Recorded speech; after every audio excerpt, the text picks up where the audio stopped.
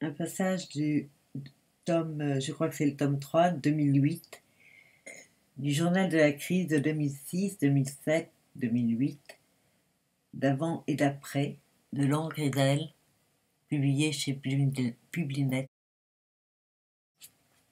Dans Science, nouvelle carte des zones océaniques mortes, par Robert Diaz, Institut de sciences marines, College of William and Mary de Virginie, États-Unis, et Rutger Rosenberg, département de l'écologie marine, l'université de Göteborg, Suède. Il y en a plus de 400 sur les côtes. Elles couvrent 245 000 km². Ces zones sans oxygène. Dans une zone morte, les huîtres, les moules, les coraux et autres fixés au rocher meurent sur place. Quand le taux d'oxygène dissous dans l'eau passe en dessous de 30% du seuil de saturation, les crevettes, les langoustes sont trop lentes pour fuir. Des poissons asphyxiés perdent connaissance et tombent au fond de l'eau avant d'avoir fui. Il y a l'explication classique. Eau ruisselante des champs de maïs, de soja, etc., chargés d'engrais, qui nourrissent les algues, qui se décomposent et font proliférer les bactéries qui consomment l'oxygène. La nouveauté, c'est qu'il y a de plus en plus d'observations qui montrent que le phénomène est aggravé par le réchauffement de l'atmosphère. Celle-ci réchauffe les eaux de surface.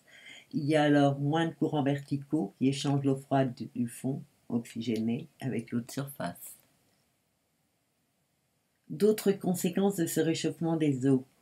Avec l'oxygène, les eaux profondes froides apportent les nutriments nécessaires à la vie du phytoplancton.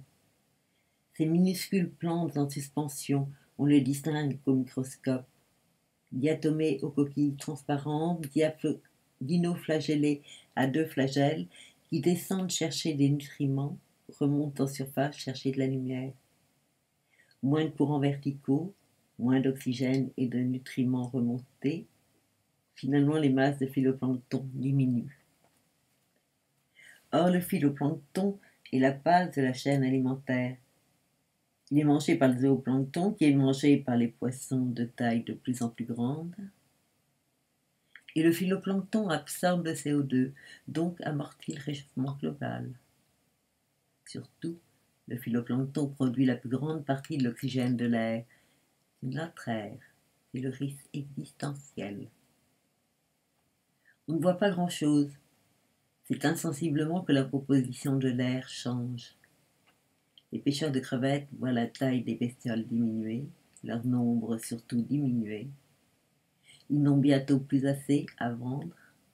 Ils quittent la pêche. Qui s'en soucie? Ce ne sont que des petits. Et puis, il y a les fermes de crevettes et abondance de crevettes de culture dans les supermarchés. La catastrophe est masquée, l'échéance repoussée.